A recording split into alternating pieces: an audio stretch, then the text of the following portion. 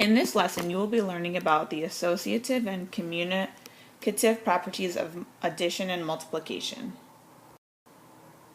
Okay, so first the commutative property. This means that the order does not matter. It doesn't make a difference about the answer. So for example, a plus b is equal to b plus a, and a times b is equal to b times a. So for example, the commutative property of 4 plus 5 is 5 plus 4. They both are equal to 9.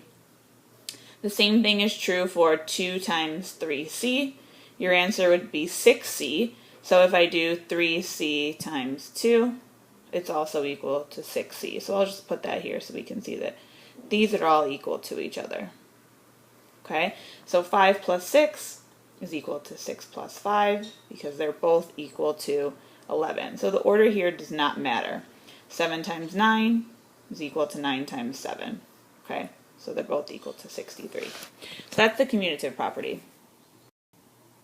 Associative property means that the grouping does not make a difference. Okay, so they have to be in the same order, but the grouping doesn't change. So here I have A and B in parentheses plus C. And here A is on the outside and B and C are in the parentheses. But notice that they're still in the same order. A, B, C, A, B, C. Over here with multiplication, A and B are multiplied together times C.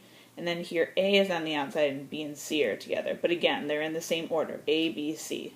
Okay? So here I have 1, 2, and 3B. So they have to be in the same order. I'm just going to change the parentheses. So 1 plus 2 plus 3b. Okay, so here 1 plus 2 is equal to 3. So I would have 3 plus 3b. Okay, here again I can't combine these, so this would be equal to 3 plus 3b. Okay, so I'm just changing the grouping. It doesn't matter. Okay, so here I'm going to change the grouping to 2 times 3 times 4. Okay, here I'm supposed to multiply, in this area, multiply these two together first. So 6 times 4 is 24. Here I'm going to multiply first. 3 times 4 is 12, and 12 times 2 is 24. So they're both equal to 24. Okay, so why don't you pause it for a moment and try and see if you can do the next two. Okay, and then check your answer. So here if I change the parentheses, I'm going to keep everything in the same order. I'm just changing the parentheses.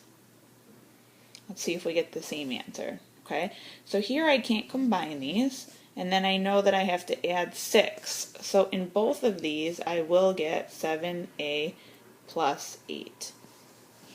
Okay, down here I'm going to change the parentheses. It's the only thing I'm changing. Okay, here when I multiply 6 times 2, I get 12. And 12 times 3 is 36. And here when I multiply 2 times 3 is 6. 6 times 6 is 36. Okay, so that's the associative property. Okay, so the grouping, wherever you group them, does not make a difference. Okay, so here we're naming the properties. Okay, so if we look at number 1, the reason why it is commutative is because we're switching the order. Okay, so even though it has parentheses, notice that I have 5a, 6, and 2a. Here, it's in different order. Okay, so when the order doesn't matter, it's commutative. Okay, so don't be thrown off by the parentheses. Okay, number 2 is associative because here I have 5a, 2a, and 6. The only thing that's different is where the parentheses are. 5a, 2a, 6. Okay. Number 3 is the distributive property, which we learned in the last lesson. Okay, where we have 2 times 3, which would give us 6, and 2 times a, which is 2a. So that's where the distributive property comes from. Okay, let's do a couple examples where we simplify the expression. Okay, in this one I see that the first thing that I need to do is to bring down my 3c, and then distribute. 5 times 2 is 10, and distribute the 5 to the c. 5 times c is 5c. Next, I know that I need to combine like terms because I have 3c and I have positive 5c. So I have 8c plus 10. Okay, so that's as simplified as I can go. Okay, why don't you go ahead and do this one with me as I do it. So again, we're going to bring down the 4b and the plus sign. Here I have 5 times 6, which is 30. And then I'm going to distribute the 5 times the c. I'm going to bring down that plus 5c. Okay, so you notice here that I don't have any terms that are the same, so I cannot combine any like terms. So this here would be your final answer. Okay, please try this on your own, so pause the video right now and then check to see if you got them correct.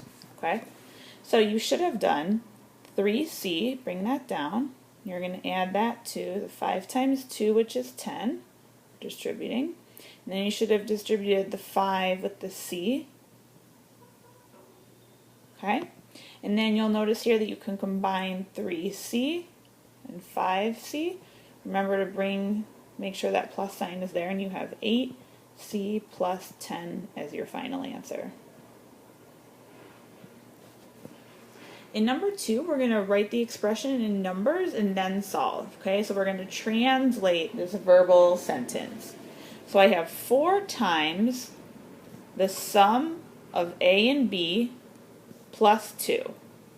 So I have 4 times the sum of a and b, that means add a and b, plus 2. Okay, so now we want to solve. So I want to distribute my 4 to the a. So I'll write it over here, 4a, and distribute the 4 to the b, plus 4b, and then I still have my plus 2. Okay, this is as far as I can go because I cannot combine a and b. So my final answer here is 4a plus 4b plus 2.